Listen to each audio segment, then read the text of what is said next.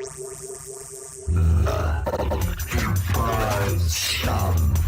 the news that the 1% media won't publish.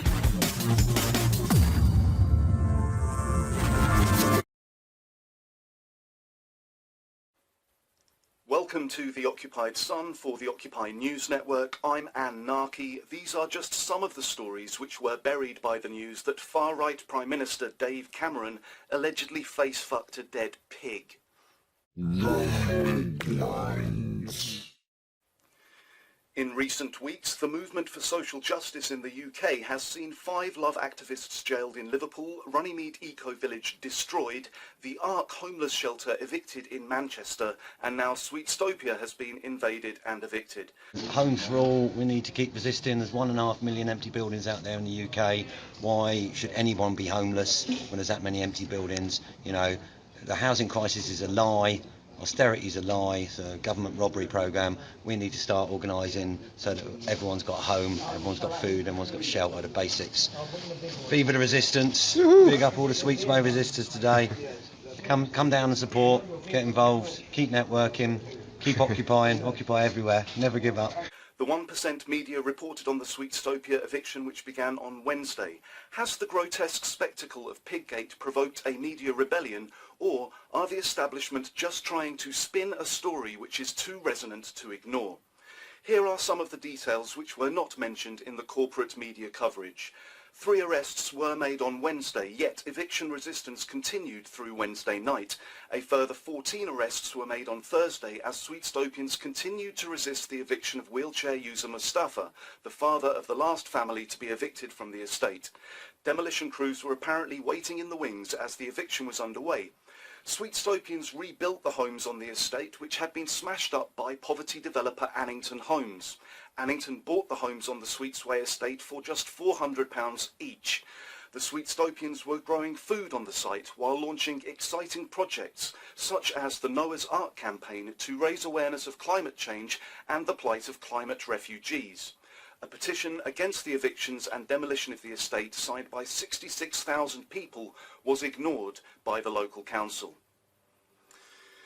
Last Friday, the Ark, an emergency homeless shelter in Manchester, was also evicted by 1% thugs. The Ark was built by homeless people as an alternative to the isolation of surviving on dangerous streets after a previous camp was evicted from outside Manchester City Hall. The group had begun protesting in April, yet suffered an injunction in July. The injunction banned people from sleeping in tents in the city. Mercenaries in high-vis gave residents just 30 minutes to collect their worldly possessions and vacate. Possessions were thrown into skips and members of the shelter were dragged out while half asleep. 7 people are due in court next week, facing large fines and possible prison time. Simon Pook of Lazar Solicitors, who is representing some of the defendants, said, "This is not just a legal issue, it is a social issue. You do not solve the problem of homelessness just by moving it on. We are concerned that the Equality Act has not been fully extended to the rough sleepers." In just 2 weeks, the UK judiciary fast-tracked the eviction from notice of court proceedings to hearings at the County Court, then the Court of Appeal, and finally the High Court for an eviction notice to be served, escalating to violent enforcement. An open letter signed by academics at Manchester Metropolitan University condemned the eviction, expressing concern at the message it sent to students and calling on university bosses to provide support to the homeless people. Rough sleeping in England has risen by 55% since 2010 and by 14% in the past year, with cuts to benefits and homelessness services taking a heavy toll. Matt Downey, Director of Policy and External Affairs for the national charity Crisis, said, "While the authorities have a duty to maintain public order, people must be treated with compassion and respect. We are particularly disturbed by reports of people's possessions being thrown away. If you are living on the streets, a small collection of belongings may be all you have left.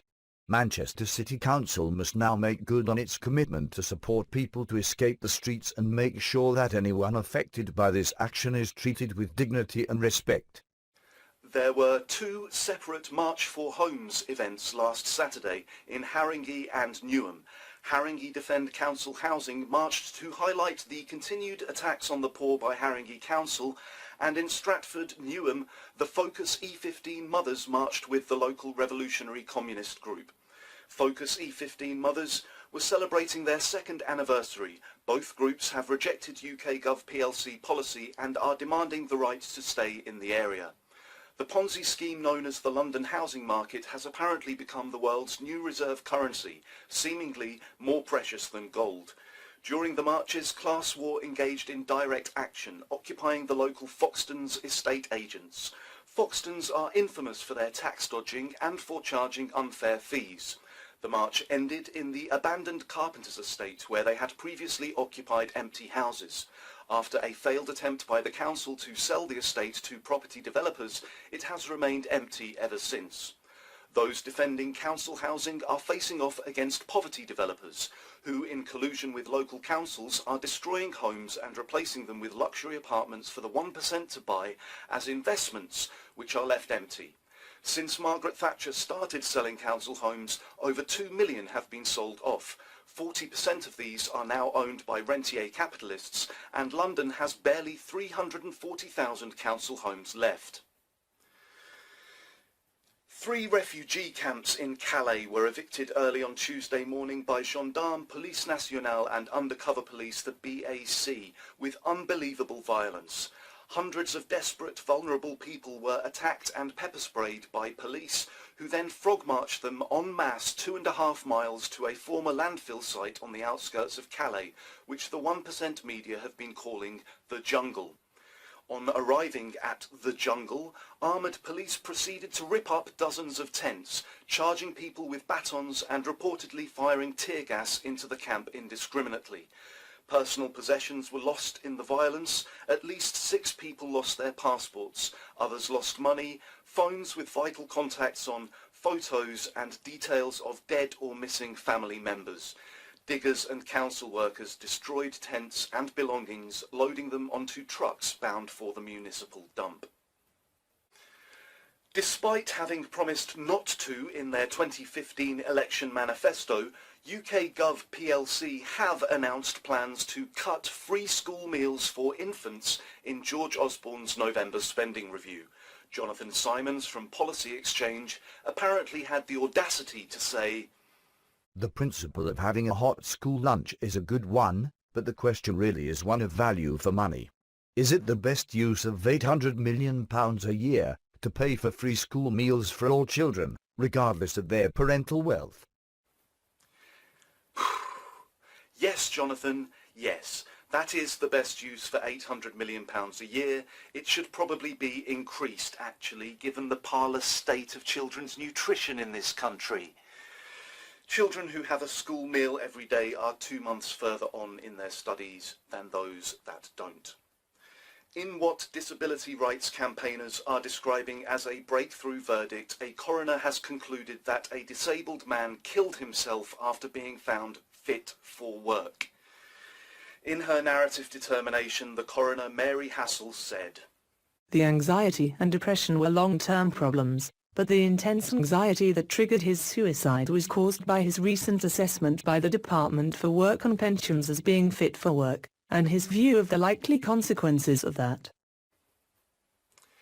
A spokesperson for DPAC, Disabled People Against Cuts, said, It is bad enough that DWP practices are clearly a risk to human life. It is worse that they seek to hide information, delay release, and only when they are forced to, supply incomplete data that amounts to misinformation.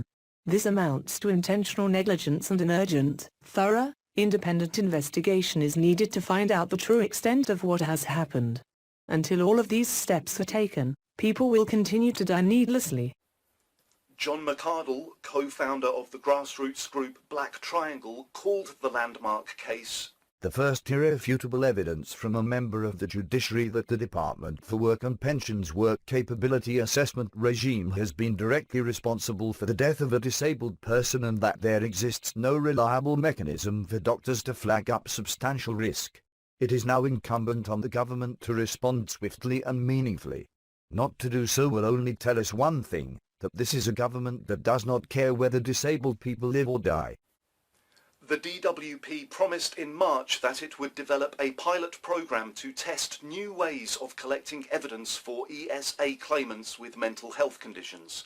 However, more than 6 months after making that promise and more than 18 months since the coroner's report was sent to the DWP, there has been no official statement about any such pilot. The latest attack on Jeremy Corbyn has come from an unnamed British Army general who issued a threat to mutiny if Corbyn becomes Prime Minister. We go now to Tarpaulin Simon for more on this story. Simon. This week, an unnamed British Army general issued a threat via the Murdoch-owned Sunday Times, stating, "The armed forces would take direct action to stop the Corbyn government downgrading them. There would be the mass resignations and you would face the very real prospect of an event which would effectively be a mutiny." For most of our lifetime, we've experienced the compliant armed forces that have supported the establishment's position. We are supposed to believe that only militaries in faraway lands would challenge and overthrow a democratically elected government. However, this has happened before in the UK. In 1974, the army turned out on the streets to protest Harold Wilson's government. Under the guise of a training exercise, the army occupied Heathrow Airport. The troops took to the streets. The public was told it was a routine anti-terrorist exercise at Heathrow. In fact, it was a show of force in response to alleged communist infiltration at the airport. The battle for Britain seemed about to begin. The first thing you do if you want to control a country is to take over the airports, take over the BBC, and protect Buckingham Palace with the Queen. Here is a clip from the early 1970s where a general talks about challenging Harold Wilson's government. Fearing Wilson was unable or unwilling to prevent anarchy, former military officers like General Walter Walker and Major Alexander Greenwood began to form private armies. If you plot to destroy this present system, what are you doing? You are committing a form of treason. Jeremy Corbyn apparently represents such a threat to the established plutocracy of corporations and government that the UK once again faces the army breaking ranks to directly protect the 1%. The Occupied Sun asks these rhetorical questions. What is so threatening about a man that has consistently advocated for peaceful solutions? A man who campaigned so passionately against the disastrous war in Iraq? Why is a man who won't speak for the renewal of nuclear weapons of mass Armageddon so threatening to the 1%? Could it possibly be that endless war makes lots and lots and lots of money? We'll leave that for you to decide. We go now to Obi, who's outside Downing Street for The 1% Media Watch. In a week where the Daily Mail informed us that the UK's far-right Prime Minister David Cameron is a pigfucker, we decided to dig a little deeper into the story behind PigGate. The scandal was released into the right-wing media by former Tory party deputy chairman Lord Michael Ashcroft, who was in 2009 the 37th richest person in the UK. Ashcroft's current wealth is estimated to be £1.1 billion. Ashcroft is also a non-dom, meaning he is a tax dodger and he is currently sitting in the House of Lords. Lord Michael Ashcroft and David Cameron fell out over the 2010 general election, where Ashcroft felt he was owed the cabinet seat after donations of £8 million. Although it's tempting to be consumed in the avalanche of funny memes resulting from the revelation that far-right Prime Minister David Cameron might have partaken in bestialist necrophilia,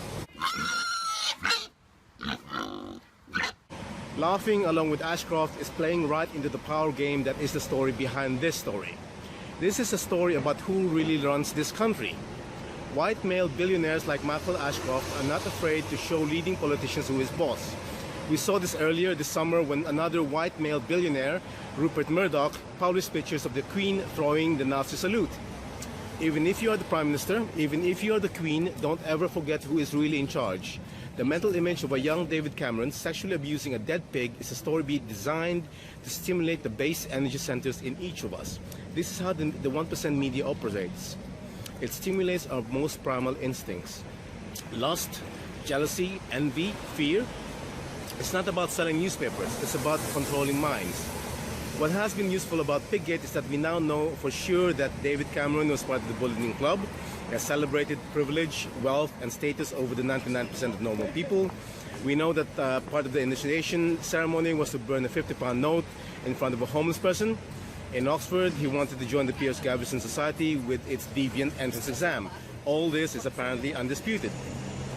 Comrade Corbyn has shown us the way this week by pointedly ignoring the media that savaged him with smear stories in the run-up to the Labour leadership election. If we are to defeat the 1% media, we need to start ignoring them, and unfortunately, as funny as the resulting social media commentary has been, we should really be ignoring PigGate too. Okay, this is Obi, outside Whitehall. Peace out. Thanks, Obi. That's it for this week's headlines. Thanks for watching. Please keep sharing news the 1% media won't publish. You are our distribution network.